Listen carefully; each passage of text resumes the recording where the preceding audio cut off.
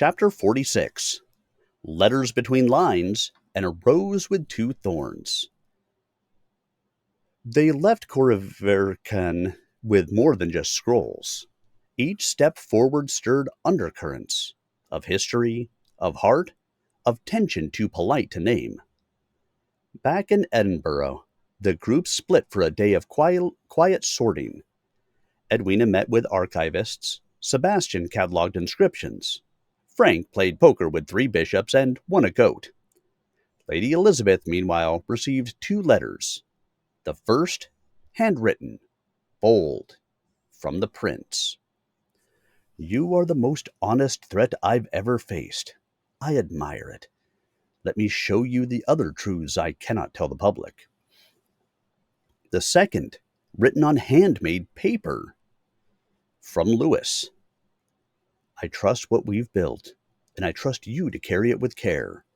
But if your answer lies elsewhere, say so. I would rather ride away with pain than illusion. She folded both. Neither was easy to answer.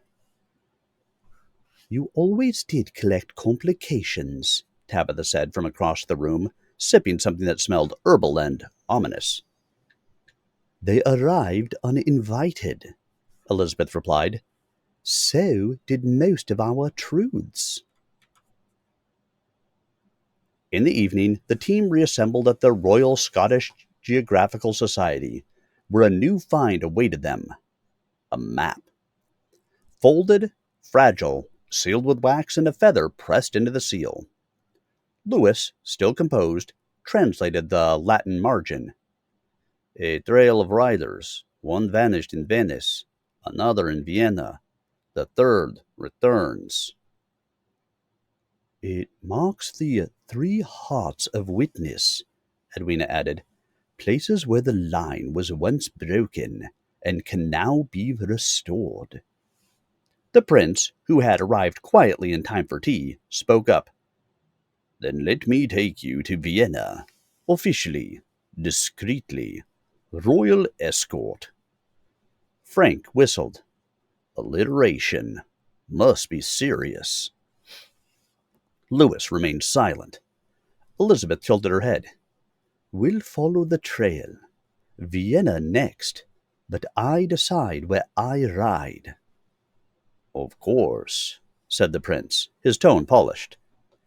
That night, under the gaslights of Charlotte Square, Lewis and Elizabeth walked slowly. Are we drifting apart? He asked. She shook her head. We're being pulled. History has its own gravity, but I haven't let go. Neither have I, he said, then added softer. Not yet. Wellington appeared from a hedge, dragging a half-chewed love poem and an ink-stained glove. Tabitha, watching from above, sighed. Even the cat's confused. But the map was clear, and Vienna was calling. The next writer's story waited, and so did a choice, blooming like a rose, with 2 thorns. Chapter 47. Waltzes, Warnings, and the Clockwork Heart. Vienna shimmered with history and chandeliers. Beneath the grandeur of palaces and concert halls, the city hummed with unfinished stories. One such tale waited at the Hofburg Library. The prince secured them access through diplomatic channels. Lewis secured backup plans. Lady Elizabeth packed 2 gowns and 0 explanations. You're walking a tightrope, Tabitha warned her. Don't slip unless you want scandal. Or a waltz, Elizabeth replied. The team arrived at the library to examine a locked case marked with the witness sigil. Inside, a pocket watch. It's broken? Frank said. Or waiting to be reset, Sebastian said. The inscription reads, Time stops for liars. Truth winds forward. The prince handed it to Elizabeth. You're the only one who can unseal it. The seal matches your feather clasp. Lewis looked away, jaw tight. The watch clicked open. Inside, a folded scrap of music. A single waltz. No title. It matches a melody from the chapel choir, Tabitha whispered.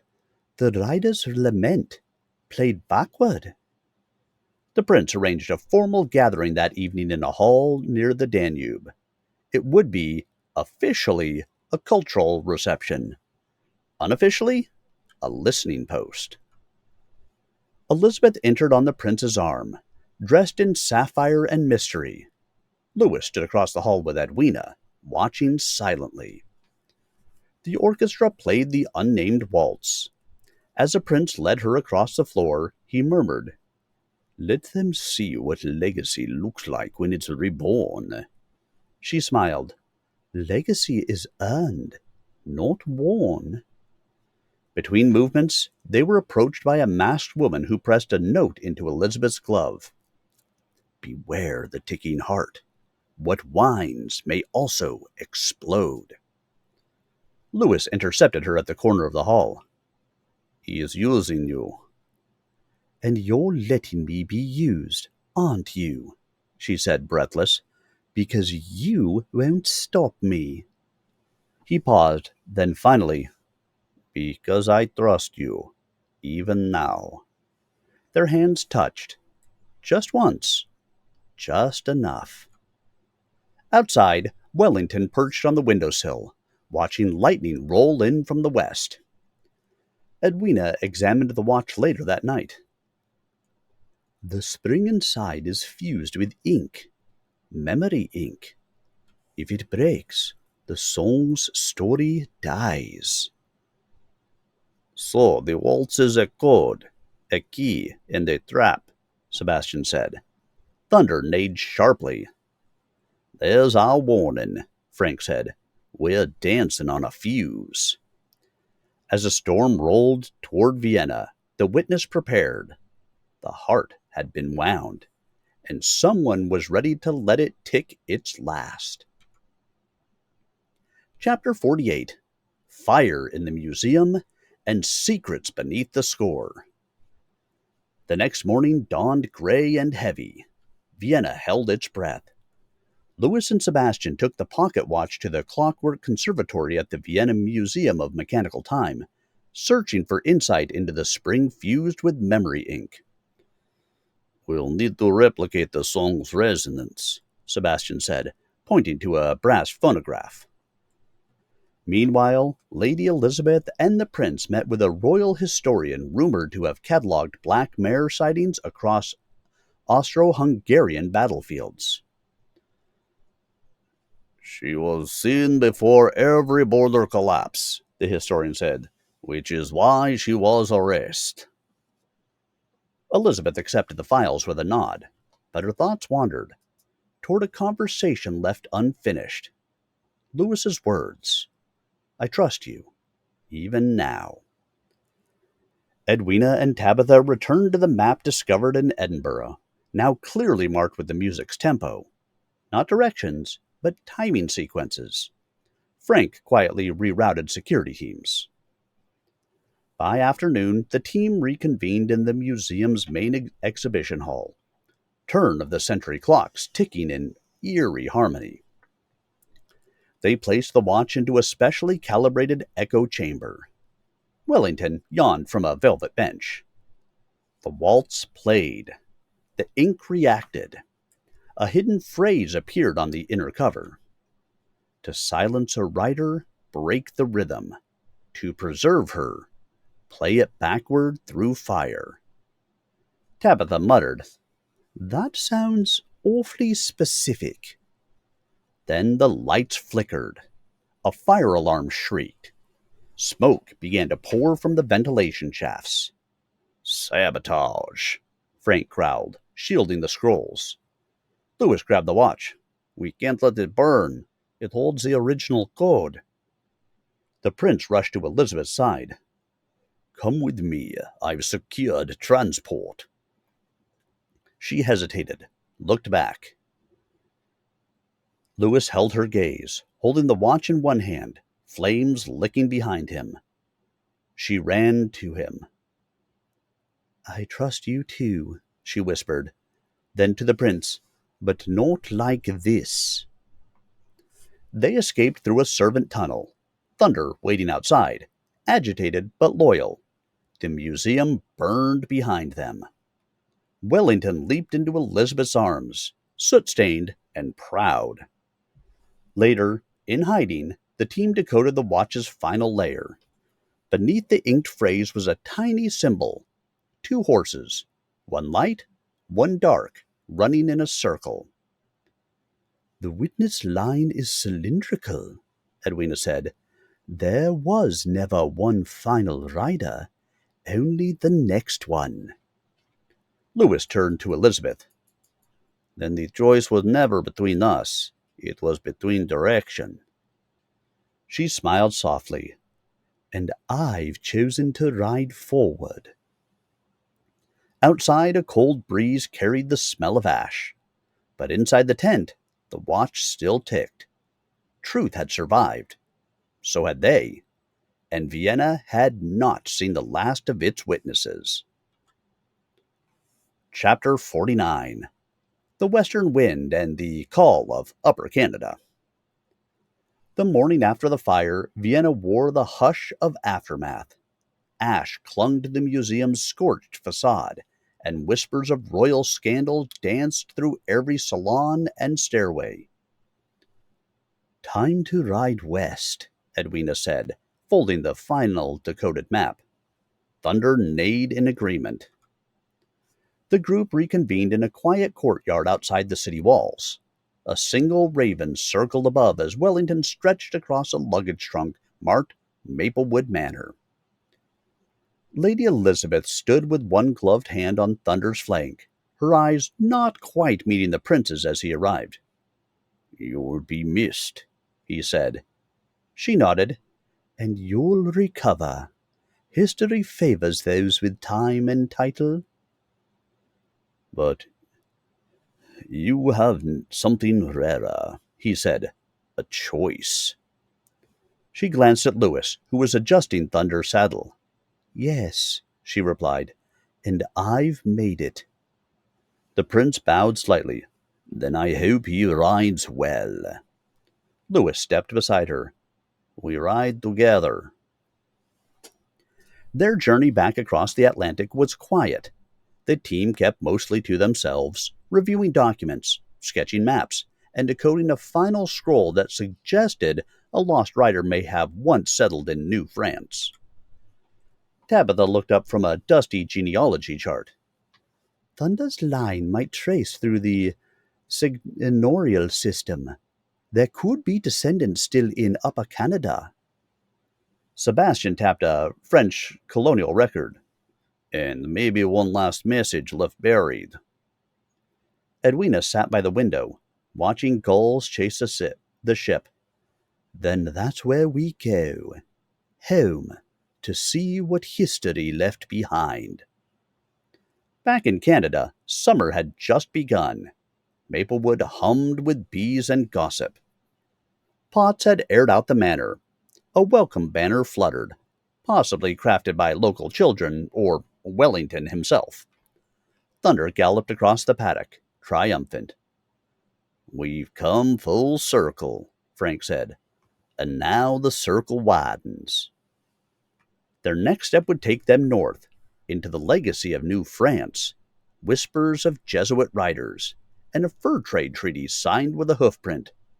But, for a few days, they rested. Lewis and Lady Elizabeth walked the orchard trail each morning. No letters, no politics, just time. "We've crossed countries," she said one morning, "faced fire and crowns. What do we do next?" He smiled. "Ride until we find the truth again." She slipped her hand into his. Edwina watched from the veranda, sipping tea with Wellington. "Let's give them one last ride before winter," she said. Wellington purred. And in the distance, a black foal ran the fence line, its mane wild with memory. The next story was already racing toward them, and they were ready to meet it. Chapter 50. Echoes from the North and a Ghost Beneath the Floorboards.